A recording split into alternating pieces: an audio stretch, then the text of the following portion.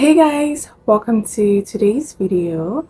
So today we're going to be talking about three common misconceptions about or around femininity.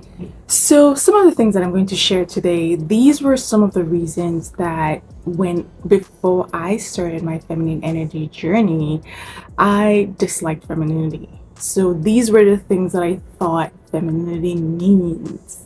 And so whenever I would hear the word feminine woman, I just get so annoyed. I would get so annoyed and I would not pay any attention to any content relating to that until, of course, I healed and became whole.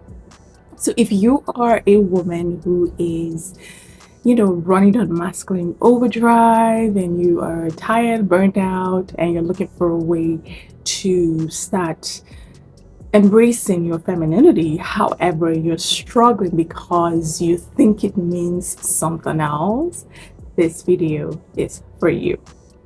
So without further ado, let's start with the first one. So one of the very first misconceptions that I thought femininity was that femininity equals being weak and docile. So as a modern day woman, you can imagine hearing that. Okay, it's like, no.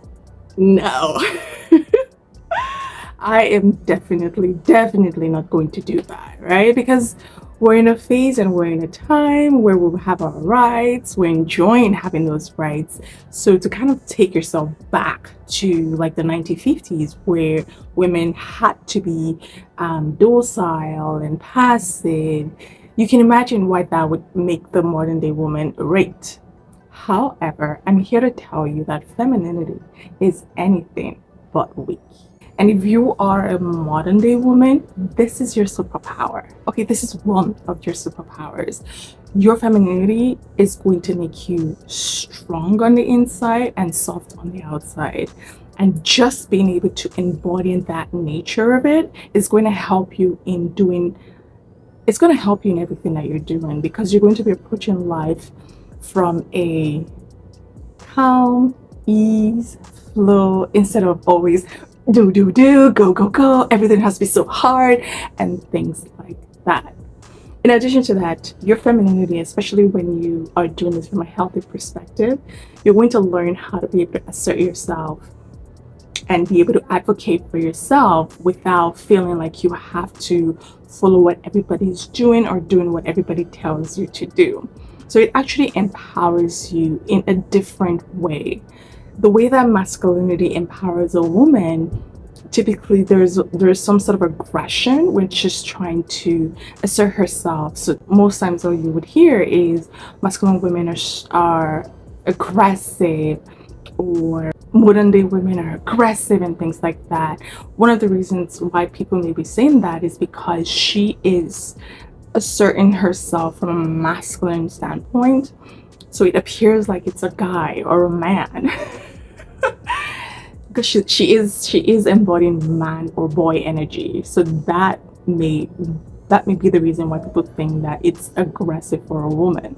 However, when you're embodying your feminine energy, there's a way you assert yourself that people would be able to listen to you and be able to do what it is that you desire. So it's an art. It is anything but weak. It makes you really strong. The second thing, or the second misconception, is that femininity equals laziness. I think the fact that when I think back in my life, the fact that I thought that, oh, feminine women were lazy, it even just makes me very sad, because I'm like, wow, are we so used to right now women being workhorses that when a woman takes time to rest, she's turned lazy? And for me, no, that's a compliment. If anybody says, Amy, you're so lazy, I'm like, thank you.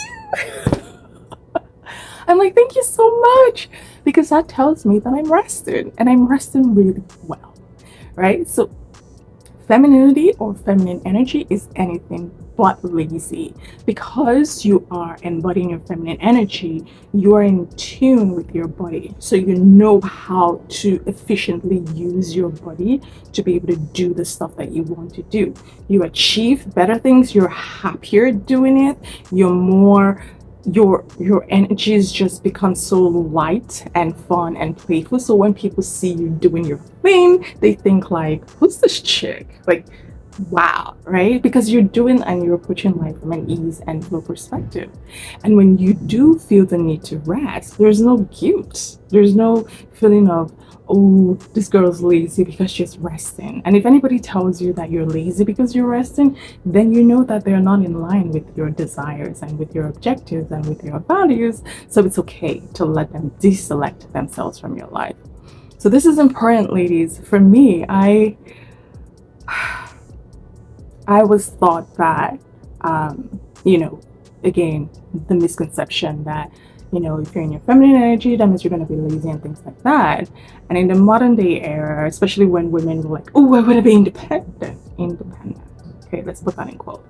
You know, a lot of us were thought to despise laziness and despise women that we thought they were lazy. Now, is it a good thing to be lazy? Lazy in the actual terms? It depends. It depends on what that means to you. For me, because I've heard people use this word so many times to describe feminine women, I think it's a compliment. However, if you were to view it from what the dictionary says, then yeah, of course it's a vice, right? So what I would say is, if you're a woman and you're afraid to embody your feminine energy because people might think that you're not hardworking, you're not lazy, you're not hardworking and you're lazy and things like that, I would say just focus on you, especially if you're coming from masculine overdrive. Like if you're a masculine overdriven woman, it's almost ridiculous that anybody's going to say you're lazy because all your life you've been working. You know what I mean? So don't allow that be a barrier into you accepting your femininity, especially if you come from a family where workhorses as women are celebrated. What does that mean? This means that the women in your family, for example, maybe the women who work the hardest are the ones that are most celebrated. If you come from that kind of family, my suggestion is that first of all, you're going to have to do your inner healing to release any sort of validation that you need from your family. And then the second thing is allow them be. But you, focus on your life. That's all you have within your control. Allow them be, allow the most hardworking women be the most celebrated. That's their prerogative, right? You know that you are able to do the best when you can, and when it's time to take a rest and take good care of yourself, you have the permission. You have the permission to take good care of yourself. Okay? So remember that. Remember that. All right, so the third misconception about femininity is that femininity, if a woman is embodying her feminine energy, then she's pandering to men. Now, has this happened? Do we see this happen? Yes, but I think it's a great disservice to take femininity and say, oh, because she's in her feminine energy, she's pandering to men. I think that's like undermining what femininity is about. Femininity is all about your womanhood. How you decide to use it is completely up to you. I cannot tell you how to use your feminine energy. I can only teach you how to find it and how to embody it. So if you're a woman who sees that in other people and you feel like feminine women just are pandering to men, what I would say is that first of all, do your healing to heal that judgmental aspect of you. I know it's very painful to hear what I'm saying. God, I'm speaking from experience. So do your healing to heal that judgmental aspect of you. Know that femininity is for you. It's about your womanhood, and you can choose to use it the way that you choose to use it. Other women who want to use their femininity to pander to men, yes, but that's their prerogative, right, girl? That has nothing to do with you.